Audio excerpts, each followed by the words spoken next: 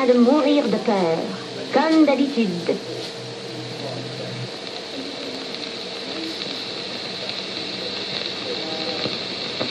I will come back, don't worry.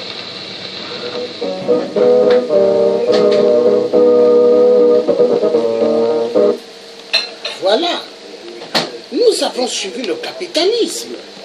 Hein? L'homme noir. Hein? L'homme noir doit comprendre que l'homme blanc est dangereux. L'homme noir doit comprendre que l'homme blanc est dangereux. Excessivement dangereux. L'homme noir doit comprendre que l'homme blanc a falsifié l'histoire. Même la Bible, il a falsifié. Mais l'homme noir doit comprendre que l'homme blanc est excessivement dangereux. L'homme noir doit comprendre excessivement que l'homme blanc tue immensement en Afrique pour piller les minerais des Africains, les richesses des Africains, qui devront participer au grand développement en Afrique. Mais tout part. L'homme noir doit comprendre qu'il est l'heure d'ouvrir son esprit endormi. L'homme noir doit arrêter d'être aliéné, car l'aliénation, elle extermine immensement des peuples noirs. Des peuples noirs sans repère. Mais c'est grave. Le code noir, mais c'est l'homme blanc qui écrit le code noir.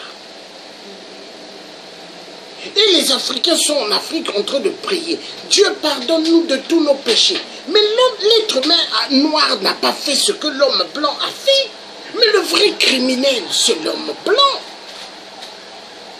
Est-ce que l'homme noir a besoin de rentrer dans l'église, rester des heures et des heures? Mais l'église, nous devons le laisser pour l'homme blanc. Car les églises importées sont à l'origine de la destruction du Congo RDC, sont à l'origine de la destruction du Congo-Brazzaville, sont à l'origine de la destruction du Gabon, sont à l'origine de la destruction du Cameroun, du Togo, du Tchad. Car les dictateurs travaillent pour le système, le système capitaliste. Les dictateurs sont tous des moutons. En Afrique, il n'y a pas de président. Arrêtez d'appeler ces gens d'idiots de présidents. C'est tous des envahisseurs, des moutons au service de l'homme occidentaux. 666. Les dictateurs sont égaux au chiffre 666. Le chiffre du démon. Mais n'oubliez pas, s'il vous plaît. Les dictateurs sont contre que les peuples aient de l'eau potable. Les dictateurs sont contre que les peuples aient l'électricité. Les dictateurs sont contre que les peuples n'aillent pas à l'école. Et ce sont ces mêmes-là que les gens veulent suivre. Pensons, la Bible, traumatisme total de l'homme noir. La Bible, la religion. Oh non. Je vais lire ce que la collègue écrit. Abat le capitalisme, qui n'est que la destruction de l'humanité. Oui, car le capitalisme extermine en Afrique, mais extermine aussi le peuple en Europe, tout en douceur. Exécute le peuple aux États-Unis, tout en douceur. Comment? Aux États-Unis, vous avez payé une maison en crédit, ou un pavillon en crédit, ou un appartement. Quand vous ne pouvez plus payer parce que vous êtes licencié, la banque récupère et la revend à ceux qui ont de l'argent. Et vous vous retrouvez à vivre dans une caravane ou dans un parking. Voilà. Frappez sur Google, vous verrez des familles aux États-Unis qui dorment dans des parkings. Frappez sur Google et vous verrez des Américains qui dorment dans leur caravane. Parce qu'ils ont tout perdu à cause de la crise. Mais cette crise, montée par le système capitaliste qui n'est que les Illuminati, les francs-maçons, appauvrir les peuples du monde. Et qu'est-ce qu'ils ont fait? En France, ils tuent l'être humain tout en douceur. Il y a tellement de SDF dehors, des clochards. Mais tout ça, c'est calculé par le système capitaliste. À part le système capitaliste, à part le système néocolonialiste. Mais Thomas Sankara avait raison. Le franc CFA que Kémy Séba est en train de pointer depuis. Mais il a hyperment raison. Kémy Séba a raison. Il faut qu'on mette fin au franc CFA. Et l'homme blanc est fier parce qu'à partir du franc CFA, instauré par Général de Gaulle, copié par la technique hitlérienne, les minerais en Afrique sont payés très moins cher à partir du franc CFA. Tout minerai, on les paye en dollars, oui, mais les dollars, c'est calculé selon les prix du franc CFA, une monnaie de singe, une monnaie pour appauvrir l'Afrique. Et les Africains ne donnent pas leur prix. Combien l'homme blanc doit payer ces minéraux? Les minéraux sont facturés par l'homme blanc lui-même. L'homme blanc qui a fait le code noir. L'homme blanc qui a vendu nos arrière-grands-parents. Non, l'homme blanc est un grand menteur. Pour libérer Paris, Général de Gaulle est allé au Congo-Brazzaville. Ils ont pris nos frères congolais costauds pour venir libérer Paris. Ils sont allés en RDC, dans toute l'Afrique. Mais aujourd'hui, ils ont oublié. Ils ont oublié. Dès qu'ils voient les Noirs, c'est un immigré, c'est un immigré. Mais tous les Noirs ne sont pas immigrants, mais arrêtez. Mais pourquoi vous pointez les Noirs immigrés qui ont des papiers français? Et ceux qui ne sont pas français, mais c'est bien normal qu'ils viennent en France. Ils ont le droit de venir. Parce que hier, vous êtes allés chercher nos ancêtres, vous les avez amenés de force. Et vous les avez vendus comme des véhicules. Enfoiré de merde, l'homme blanc. Menteur dans l'histoire. Voleur. Je vais lire ce qu'elle écrit. Monnaie colonialiste, oui. Il est parti se cacher au Congo. Voilà.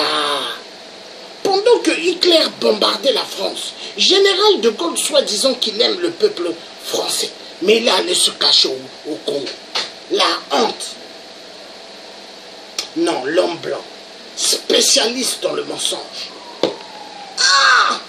Et on fait croire par des petites opposants qui sont des oppositions qui sont montées en Afrique, comme en RDC au Congo. Il y a pas mal d'opposants, mais opposants du ventre. Vous les entendrez jamais parler des femmes violentées sexuellement.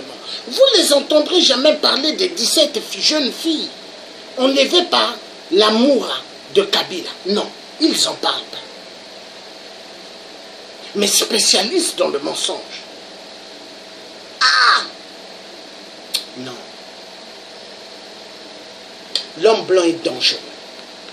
Non. Plus dangereux que l'homme blanc, il n'y a pas deux, il n'y a pas quatre.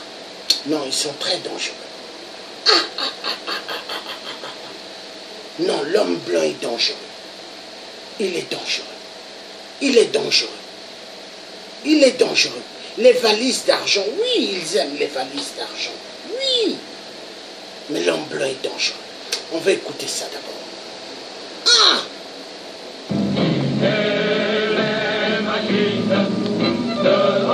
L'histoire se répète. Elle se répète.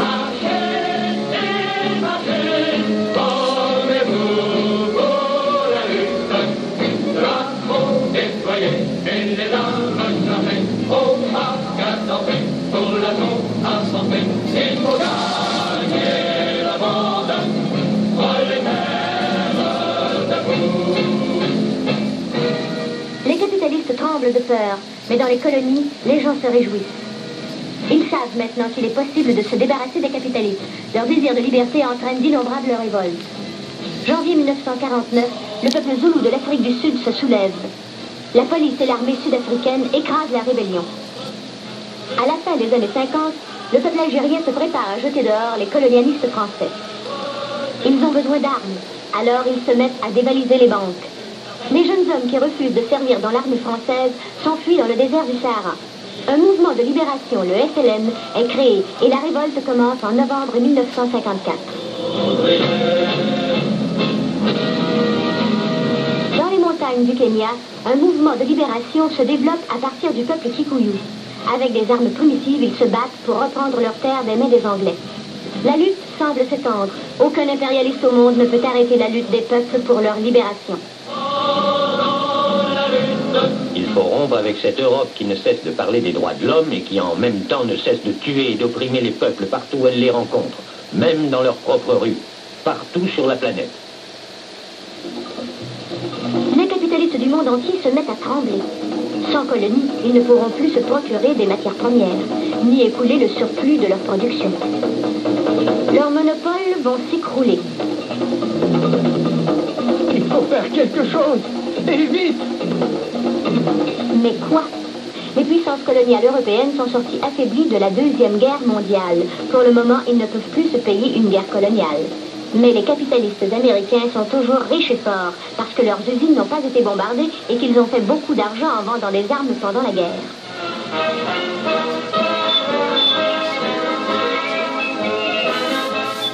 Les Américains maintenant dominent tous les autres. Leur production a grimpé de 70%. Mais à eux seuls, ils ne peuvent s'occuper de toutes les rébellions qui se produisent un peu partout en même temps. Et ils ne veulent pas courir le risque d'une guerre où ils se trouveraient eux-mêmes confrontés aux armées soviétiques. Pour permettre à leurs énormes masses de capitaux de continuer d'augmenter et aussi pour empêcher des révolutions qui menaceraient leurs investissements, les Américains commencent à conseiller aux puissances coloniales d'accorder aux colonies leur indépendance, sur papier. De cette manière, les Américains eux-mêmes vont pouvoir faire plus de commerce avec les colonies, c'est-à-dire participer au pillage de leurs ressources. Les grandes puissances coloniales, l'Angleterre, la France, la Belgique, ne sont pas du tout contentes de laisser partir leurs colonies, mais elles n'ont pas le choix. Seul le Portugal refuse. La plupart des colonies obtiennent donc supposément leur indépendance, mais la vraie liberté est encore loin pour les nouveaux pays africains. La seule différence pour eux, c'est que leurs exploiteurs portent maintenant un nouveau masque. Les colonies continuent d'être enchaînées à un système économique mondial contrôlé par les capitalistes. Les impérialistes essaient de garder la situation paisible en achetant les bourgeoisies nationales avec un petit morceau du gâteau. Les impérialistes s'assurent que leurs nouveaux serviteurs seront liés à eux par tous les moyens. Leur niveau de vie ressemble à celui des Blancs et dépend directement de leur commerce avec les monopoles capitalistes. Par-dessus tout, les bourgeoisies indigènes apprennent à penser de la bonne manière. On les amène à croire que l'idéal pour leur pays, c'est de s'organiser en une société exactement pareille à celle des pays capitalistes et industriels de l'Occident, et que leur seule manière d'y réussir, c'est de collaborer avec les capitalistes. Voilà pourquoi seulement d'étudiants de ces pays opprimés sont envoyés en Europe et en Amérique pour y être éduqués à la manière occidentale.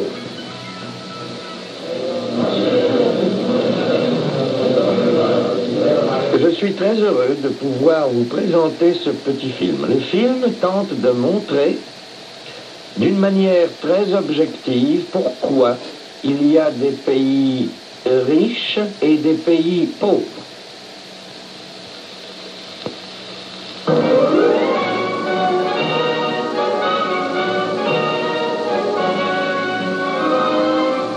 La théorie du développement.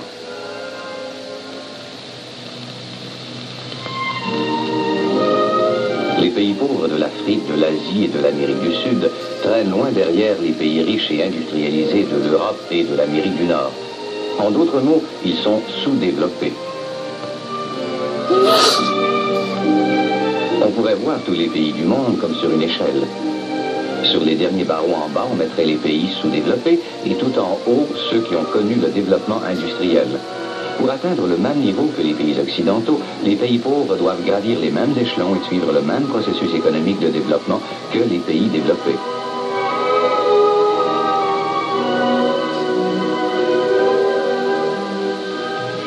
C'est absolument faux. L'Europe n'a jamais eu à démarrer dans des conditions semblables à celles que connaissent aujourd'hui les pays opprimés. Les nations occidentales n'ont jamais été colonisées. Les Européens n'ont jamais été forcés de se limiter à la fabrication de certains produits uniquement pour satisfaire à la demande étrangère. Leur économie n'a jamais été contrôlée par des compagnies étrangères. Ils n'ont jamais eu à entrer en compétition avec des pays industrialisés. Et ils n'ont pas été obligés de démarrer avec une dette énorme. Or donc, de quoi dépend le fait que les pays sous-développés se trouvent toujours tout en bas de l'échelle? La réponse est simple. Ils sont sous-développés parce qu'ils manquent de capital. Les pays riches, eux, disposent justement d'un surplus de capital et ils sentent qu'il est de leur devoir d'aider les pays pauvres en investissant dans leur économie. Ils peuvent aussi aider en commerçant avec les pays pauvres qui, de cette manière, peuvent acquérir leur propre capital.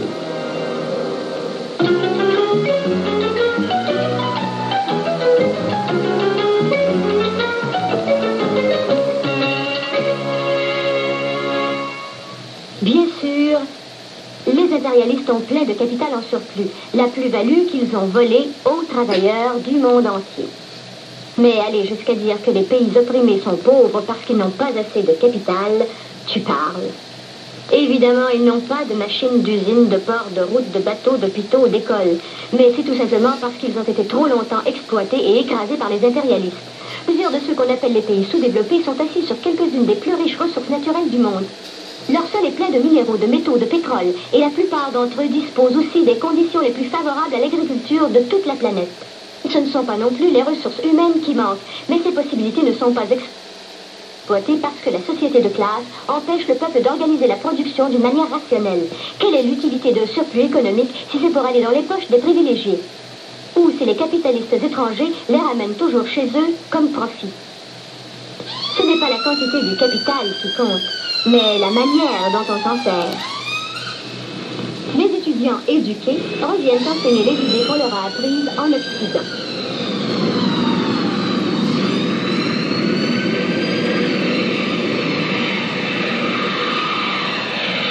Retour en Afrique. D'ailleurs, il y a d'autres gens sur cet avion.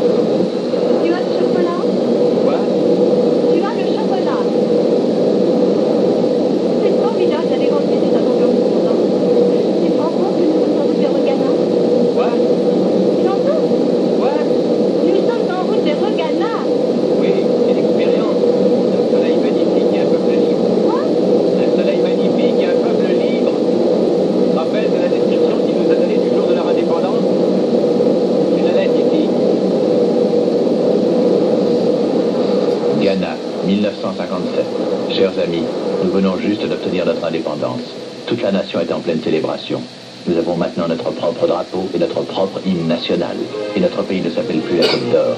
Maintenant, on le nomme Ghana. C'était son nom à l'arrivée des Blancs. Mais dis-moi donc, il y a quelque chose qui ne va pas? Tu as l'air si triste. Je pensais que les gens au Ghana étaient heureux et sans soucis. Les choses ont plutôt mal tourné. Dans mon village, nous gagnons notre vie en cultivant le cacao et en le vendant à une compagnie anglaise. Avant l'indépendance, nous étions forcés de vendre aux Anglais tout ce qu'ils voulaient bien acheter.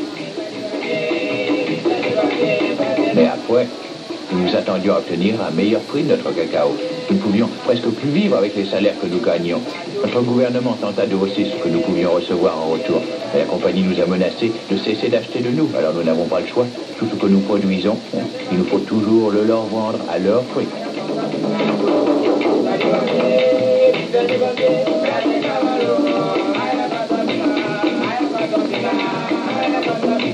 Pendant toutes les années de la colonisation, les impérialistes se sont toujours arrangés pour que les colonies ne produisent qu'un seul ou très peu de produits. Les monopoles capitalistes se trouvaient alors à être les seuls à disposer de suffisamment de bateaux et de compagnies pour distribuer et vendre ces produits. Et c'est ainsi que ce sont les monopoles qui ont pu se mettre eux-mêmes à établir les prix et les chutes de prix.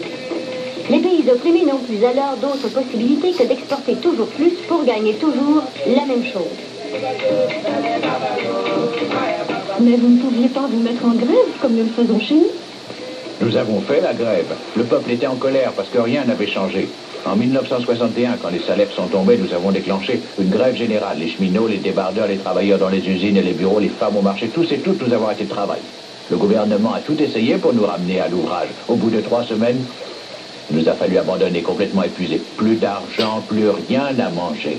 Les organisateurs de la grève furent jetés en prison par le gouvernement. Le président est venu à la radio et nous a expliqué que nous devions être patients, que le pays avait des difficultés, qu'à cause de ça, nous devions cesser d'être égoïstes et faire des sacrifices. Eh bien, c'est peut-être assez juste, non? Pour les gens du gouvernement, c'est bien facile de s'asseoir dans leur belle maison climatisée et de se promener dans leurs autos de luxe. Ils n'ont même pas la moindre idée de la manière dont nous vivons. Ils ont été dans les écoles et les universités d'Angleterre, ils sont plus anglais qu'africains. Vous êtes un peu négatif, non? D'obtenir votre indépendance, ça a dû signifier quelque chose pour vous. Nous travaillons pour la même compagnie. Il n'y a rien de changé. C'est que maintenant les compagnies sont installées ici. En 1966, ils ont dit à la radio que nous avions désormais un nouveau gouvernement, que l'ancien avait été renversé, que l'armée avait pris le pouvoir, que dorénavant toute injustice allait cesser. Ça avait l'air bien beau, mais ça n'a pas changé du tout, c'est toujours pareil. C'est tout à l'envers. Ce n'est pas le bien-être du peuple qui dirige le gouvernement, mais le profit des compagnies étrangères. Et elles ont tout ce qu'elles veulent. Ce n'est pas correct. Nous sommes pauvres. La plupart d'entre nous ne savent ni lire ni écrire. Comment pouvons-nous changer quoi que ce soit? Vous avez reçu de l'aide de l'étranger? Ça doit bien aider un peu quand même. Ouais, c'est une bonne combine, ça. L'aide étrangère, c'est quelque chose comme les premiers soins pour un cancer. Ça ne sert à rien d'autre qu'à entretenir ici les affaires de pays industrialisés.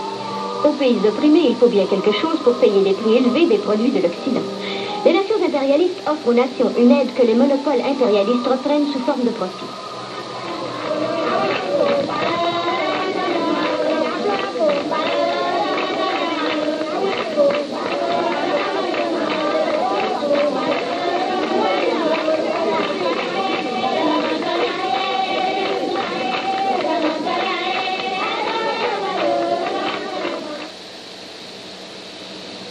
L'aide étrangère n'est rien d'autre qu'une aide au monde des grandes affaires des pays impérialistes. Une aide que les travailleurs de tous ces pays-là doivent payer avec leurs taxes. Pour maintenir leur pouvoir, les anciennes puissances coloniales européennes se sont maintenant regroupées en ce qu'ils appellent le marché commun.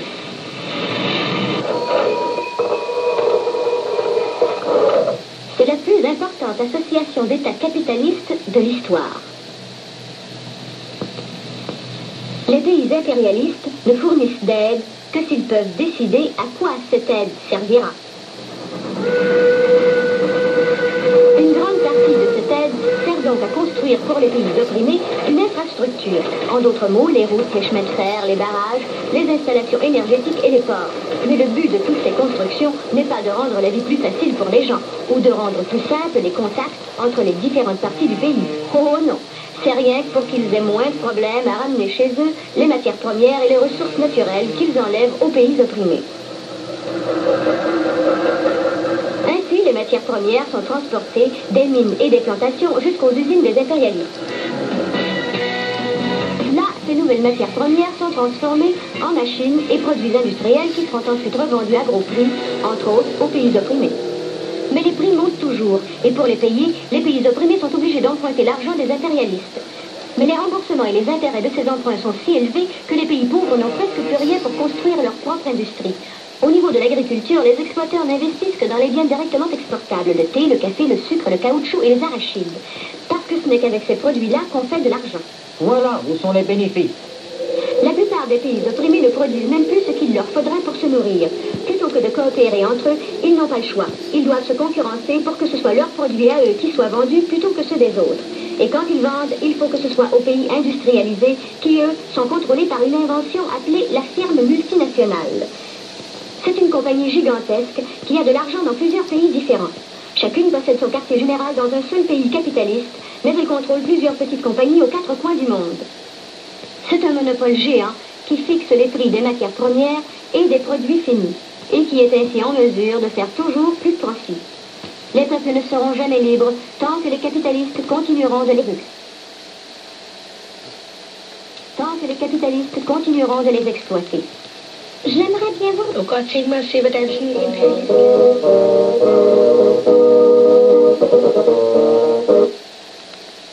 Voilà. Nous avons suivi le système capitaliste, système capitalisme mensongère. Ils ont falsifié tout. L'homme blanc, spécialiste dans le mensonge. Maintenant, nous allons passer à quelque chose de très important. Très important.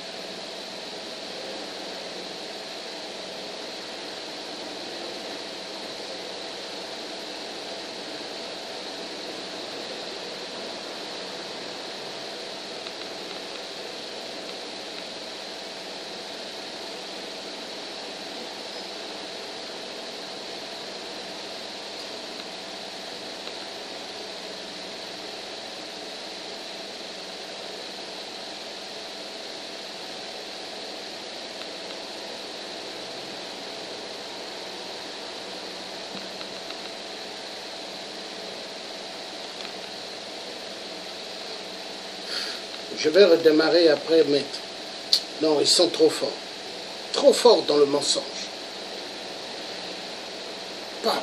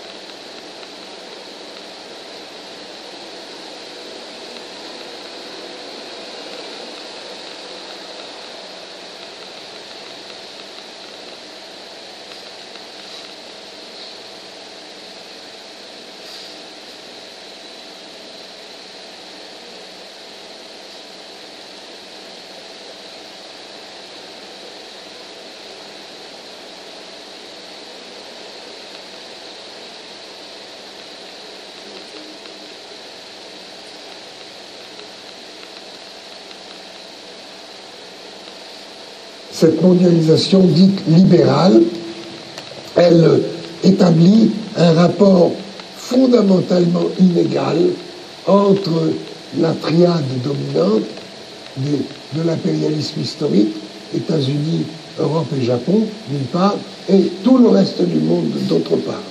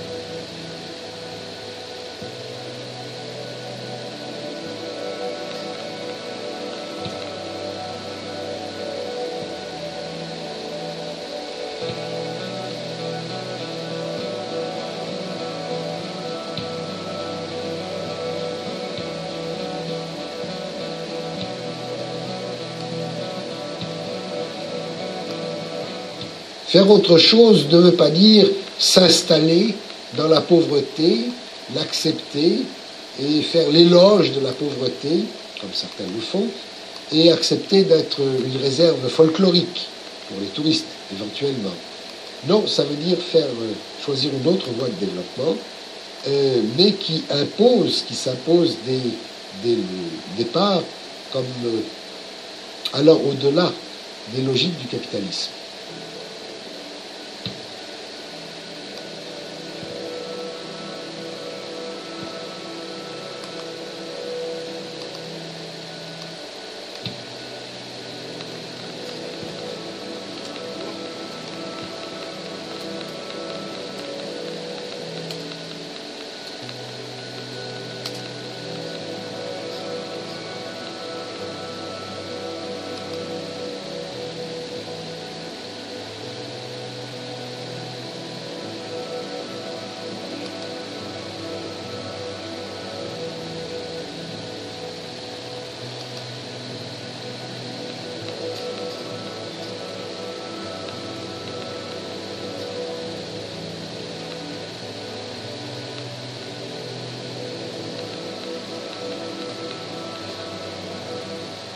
On demande au Congo de s'ajuster aux exigences de la mondialisation. On ne demande pas aux États-Unis de s'ajuster. Ce sont les États-Unis, l'Europe et le Japon qui fabriquent la mondialisation et on demande aux autres de s'y ajuster. Le projet souverain est un projet qui renverse ce rapport et dit non, nous partons de nous-mêmes. Et nous vous demandons, nous vous contraignons, vous, à vous ajuster à ce dont nous avons besoin.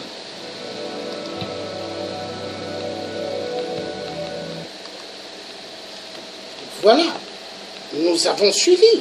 Mais le système capitaliste est un système destructeur de la vie en Afrique. Le système capitaliste est un système sans pitié. Oui, il faut retarder l'être humain africain. Il faut détruire l'être humain africain. Le système capitaliste est un système machiavélique. Le capitalisme, le néocolonialisme, l'esclavagisme, tous marchent ensemble. Il est temps que l'être humain noir sorte de l'imbécilité. Il est très important que l'être noir ne se fasse plus influencer par un système machiavélique, car le système capitaliste n'est que le système de Satan Lucifer. Le système capitaliste n'a aucune pitié. Détruire l'être humain noir. Voilà pourquoi les Noirs devront se réveiller. Les Noirs devront arrêter d'être imbéciles. Non, attendez. Mais ils devront sortir de l'imbécilité. Car tant que le noir ne sortira pas de l'imbécilité, il restera esclave à vie. L'être humain noir doit comprendre. Il doit comprendre qu'il n'est pas aimé par l'homme blanc. Il doit le comprendre. L'être humain noir doit sortir de l'imbécilité. Car le capitalisme, domination est égal domination. Mais oui! L'homme noir doit sortir de la domination. Car l'Église catholique n'est que l'Église catholique n'est que domination. Il est temps, mes frères, pour qu'on puisse mettre fin aux impérialismes. Oui, il est temps. L'être humain devrait sortir de l'imbécilité. Il doit sortir de l'imbécilité. N'écoutez pas, n'écoutez plus. Hein? Ces hommes qui viennent vous raconter des mensonges. Hein? C'est tous des menteurs. Le système capitaliste, elle a servi à quoi? Appauvrir les peuples en Afrique. Faire des peuples misérables. Mais le système capitaliste a-t-il aidé l'Afrique à se développer? Zéro.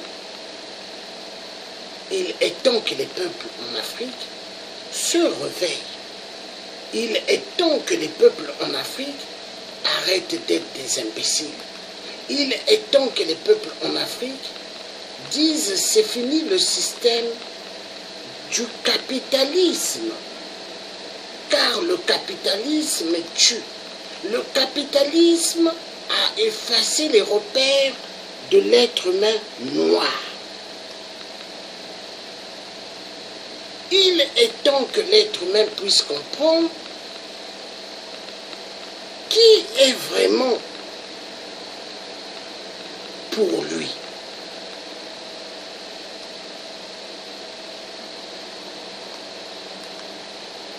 Car l'être fut le premier sur terre. Oui, l'être humain noir fut le premier sur terre. Mais selon les données de l'homme blanc de l'aliénation, l'homme noir pour lui, il se dit que l'homme blanc est le premier créateur sur terre. Parce qu'il ne faut pas oublier, l'homme noir a été abruti par l'aliénation biblique. La Bible, elle a tué l'homme noir. La Bible, elle a effacé les capacités de l'homme noir. Il n'a plus de repères. Il est un peuple abandonné à lui-même. Il ne sait plus réellement qui il est. L'être humain noir a été traumatisé. Il a perdu les réalités de savoir qui il est. La Bible a tué l'homme noir. Car les religions venant d'ailleurs ont abruti l'homme noir.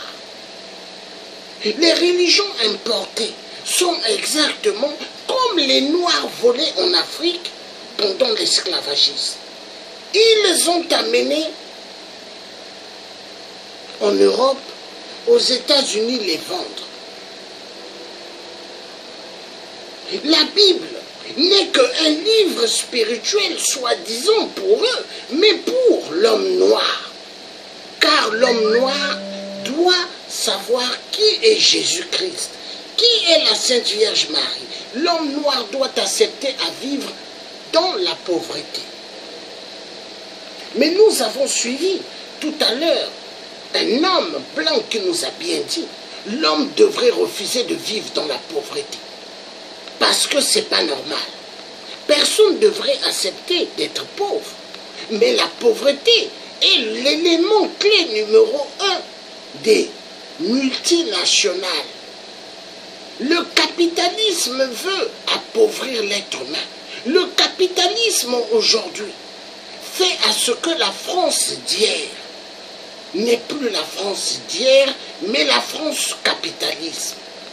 Le Martinique d'hier, la Guadeloupe d'hier, la Guyane d'hier, n'est plus celle que nous pensons aujourd'hui. C'est devenu la Guyane, Martinique, Guadeloupe du système capitaliste. Car aux Antilles, il y a pas mal de gens qui sont au chômage. Aux Antilles, une bouteille d'eau de ce genre, aux Antilles, elle coûte vachement cher. Une bouteille de coca aux Antilles coûte vachement cher. Or en France, en Angleterre, en Belgique, une bouteille Evian, ça ne coûte rien. Une bouteille de coca, ça ne coûte rien.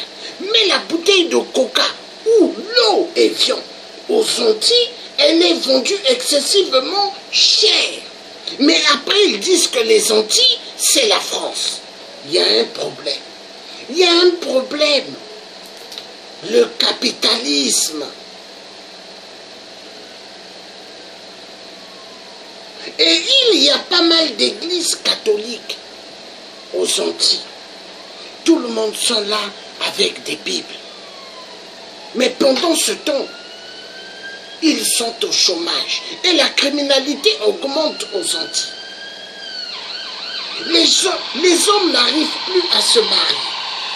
Parce que le mariage, il faut payer les bagues de mariée à la femme. Il faut payer l'ensemble du mariage. Le chômage. La pauvreté forcée par le système capitaliste. Et le système capitaliste devront être refusés par tous ceux qui se sont levés pour la révolution dans le monde. Car les Black Panthers se sont levés pour la dictature que les Blancs ont instaurée pour faire souffrir l'homme noir aux États-Unis. Mais les Américains blancs, les Américains noirs, toutes sortes de couleurs, devront se lever pour combattre le capitalisme.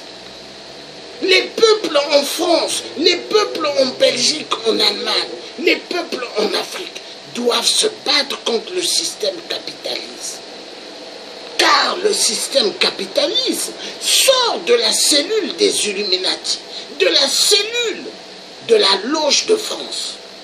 C'est eux qui ont toute l'économie mondiale dans leurs deux mains, des quincagnards, des monstres. L'homme noir doit sortir de l'imbécilité, car l'homme blanc est un grand menteur. L'homme blanc capitaliste est un grand menteur. L'Église catholique n'est que la Loge de France. L'Église de Réveil n'est que la Loge de France. La vérité doit être dite.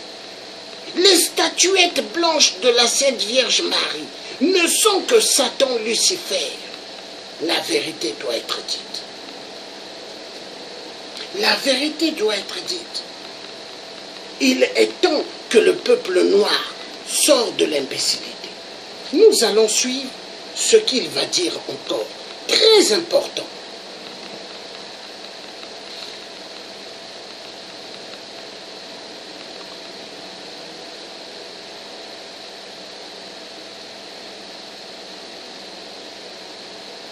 Dans une misère atroce et qui sont dominés par l'impérialisme. Ça a été le sujet de ma thèse de doctorat, dont le titre, l'accumulation à l'échelle mondiale, témoigner de mon intention. Je voulais démontrer que le développement, entre guillemets, et le sous-développement également, entre guillemets, ne sont que les deux faces de la même pièce de monnaie. L'expansion mondiale du capitalisme. Que le sous-développement n'est pas un retard dans le développement, un retard que l'on pourrait rattraper, mais il est le produit même de l'expansion du capitalisme réellement existant. Ceci, évidemment, m'a amené plus tard à sympathiser avec les rares, ils ne sont pas très nombreux, économistes ou sociologues ou historiens qui a partagé la même opinion, c'est-à-dire que le sous-développement n'est pas un retard, mais le produit du développement du capitalisme. Entre autres, André Gunder Frank, Giovanni Arrighi, Immanuel Wallerstein, on nous a appelés pendant longtemps la bande des quatre, puisqu'avec moi ça faisait quatre, et nous n'étions certainement pas d'accord sur beaucoup de choses, mais ça n'a pas d'importance. Nous étions d'accord sur la chose principale. C'est-à-dire qu'il fallait tenter d'expliquer l'état des choses actuelles par une vision mondiale, mondialiste, on dirait aujourd'hui. La mondialisation n'est pas quelque chose de nouveau, c'est quelque chose de très ancien qui a existé même avant le capitalisme, mais même la mondialisation moderne, celle qui est liée au capitalisme, n'est pas quelque chose de nouveau.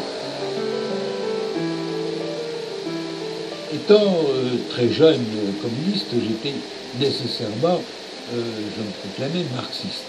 Mais j'ai voulu être sérieux, j'ai lu et relu Marx dans son intégralité, je peux dire. Je lis dans mon mémoire 4 fois dans ma vie, à peu près tous les 20 ans. Marx est un penseur du capitalisme, d'avant lui, de son époque et d'après lui. Marx est le seul analyste sérieux du capitalisme. Et par conséquent, on a besoin de Marx pour comprendre le monde d'aujourd'hui, pas seulement le monde du temps de Marx. Et je crois même qu'il n'y a aucune œuvre écrite au XIXe siècle qui ne soit aussi vraie aujourd'hui que celle de Marx. Par exemple, dans le manifeste du Parti communiste, 1848, Marx avait 30 ans. À son époque, le capitalisme n'existait que dans une région très, très petite dans le monde. C'était pratiquement l'Angleterre, un quart nord-est de la France, la Belgique et un tout petit bout de la Westphalie prussienne, et c'était tout. Ailleurs, même en Europe, le capitalisme était loin d'être le mode de production dominant.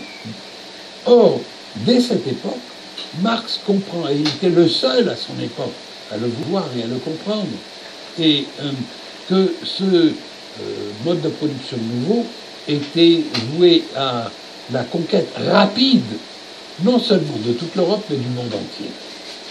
En quelques décennies, ce qui a eu lieu, c'est-à-dire au cours du XIXe siècle, avant même la mort de Marx,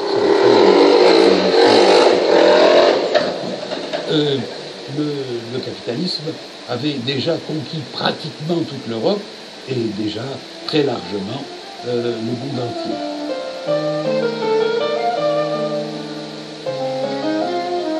Marx a compris que ce système, le capitalisme, deviendrait une brève parenthèse dans l'histoire universelle, parce qu'il est fondé sur le principe de croissance exponentielle. La croissance exponentielle, c'est celle du cancer, qui conduit nécessairement à la mort.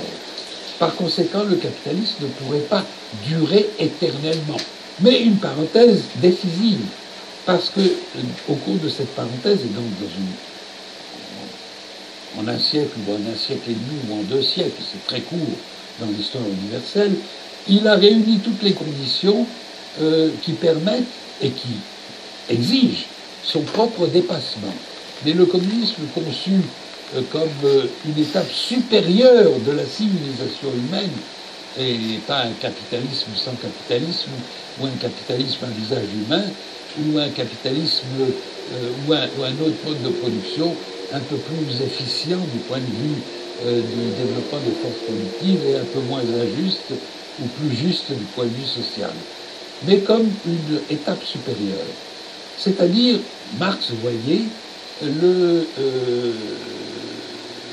communisme comme la réalisation d'une utopie.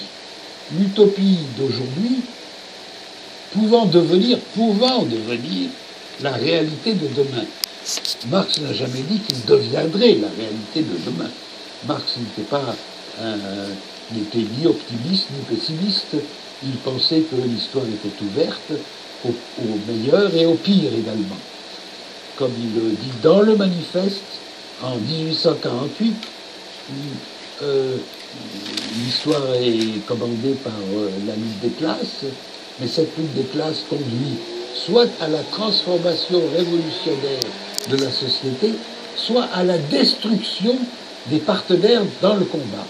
C'est-à-dire, je l'ai résumé moi d'une autre manière, mais d'une manière qui est conforme à la pensée de Marx, révolution ou décadence. Voilà, nous avons entendu, hein? La vérité triomphera, parce que l'homme blanc, menteur spécialiste dans le mensonge, ils ont détourné beaucoup d'histoires, mensonge sur mensonge. Ils ont volé les peuples noirs, ils ont détourné toute l'histoire. Et ils ont caché des vraies informations en leur faveur. Nous allons suivre une dernière vidéo avant que je puisse clôturer ce direct. Oui, car toute bonne chose, hein, il y a un début et il y a aussi une fin. Mais ce direct, je l'ai fait pour ouvrir les esprits de pas mal des Noirs qui aiment, dès que les cloches des églises sonnent, guingong, guingong, guingong, ils courent dans les églises. Dès que les églises les réveillent, le portail s'ouvre. Il y a une queue énorme en RDC ou au Congo-Brazza ou dans le reste de l'Afrique pour aller prier dans les églises de réveil. Alléluia, alléluia. Mais grandement mensonge sur mensonge. Et l'Afrique vit toujours dans la pauvreté. Déstabiliser les peuples du monde, on leur ment toujours avec l'Église. Tuer les peuples africains, on leur ment toujours avec l'histoire de l'Église. Voler les minéraux en Afrique, on leur ment toujours avec l'histoire de l'Église. Mais les peuples noirs devront sortir dans l'effet de l'Église. L'Église est égale mensonge. Le Vatican, spécialiste dans la pédophilie. Les prêtres, spécialistes dans la pédophilie. Mais je me pose la question, comment l'homme noir, il sait bien que ceux-là, c'est des grands menteurs. Il sait bien que ceux-là, c'est des grands pédophiles. Mais ils vont toujours prier dans les églises catholiques. Non, l'homme noir est devenu plus malade qu'un malade. L'homme noir est devenu plus psychopathe, mythomane que tous les hommes, soi-disant, de la communauté internationale qui ont pris le Congo RDC en captivité. Car ce peuple sont des esclaves. Oui, car la conférence de Berlin, 1884-1885, leur a dit que le Congo était une propriété privée de Léopold II. Donc ils se disent, ils peuvent rentrer au Congo, faire les génocides, les viols, tout ce qu'ils veulent. Parce que le Congo, c'était la propriété privée de Léopold II. Mais le Congo, ça appartient au peuple congolais. Léopold II était qu'un missile de Satan. Léopold II, je me pose la question, si Léopold II ne se faisait pas passer pour Jésus-Christ. Car il a donné des messages clés aux missionnaires. Allez leur apprendre la parole de Dieu. Mais avec quoi? Avec quoi? La Bible. La Bible. Mais faites attention, vous allez les apprendre la parole de Dieu, car ils connaissent bien Dieu. Léopold II l'avait dit. Et l'homme blanc, il joue avec la religion. Il joue avec la religion pour déstabiliser les États. L'homme blanc, il joue avec la religion pour arriver à ce style de l'extermination du peuple noir. Hippolyte Kanambe, s'il tue immensement en RDC, l'Église l'aide. Hippolyte Kanambe, si au XXIe siècle il est encore là, au pouvoir, à cause de la fausse opposition, car les opposants en RDC, c'est ceux-là qui font de Hippolyte Kanambe ce qu'il est, grand assassin du peuple congolais. Regardez tous les opposants au Congo RDC. Ils sont gros, hein? Champions, ils sont gros. Ils veulent rattraper Pépé Kalé. Mais ils ne pourront jamais rattraper Pépé Kalé. Car Pépé Kalé, c'était une bénédiction donnée par Dieu. Et ils aimeraient rattraper Pépé Kalé. Mais jamais, jamais ils seront comme Pépé Kalé.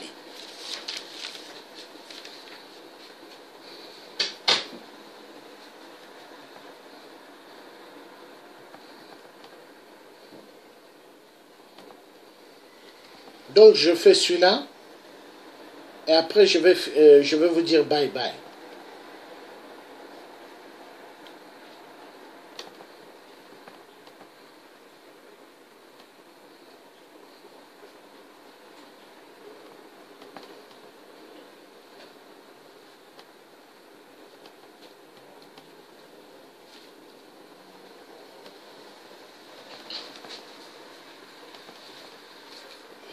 Je fais celui-là, après je vais vous dire bye bye.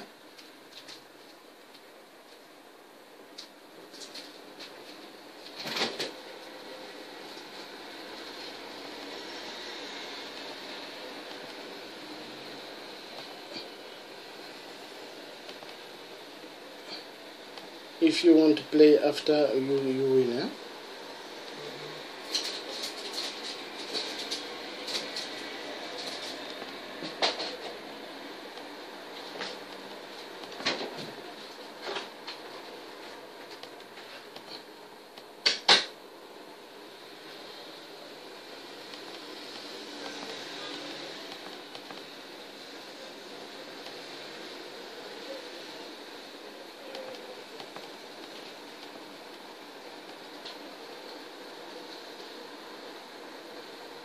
Voilà.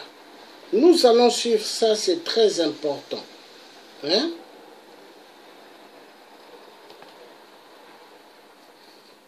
C'est très très important.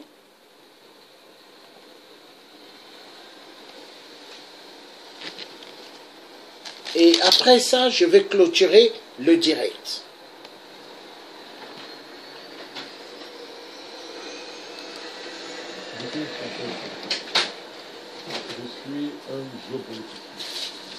Mon projet politique, c'est le panafricanisme.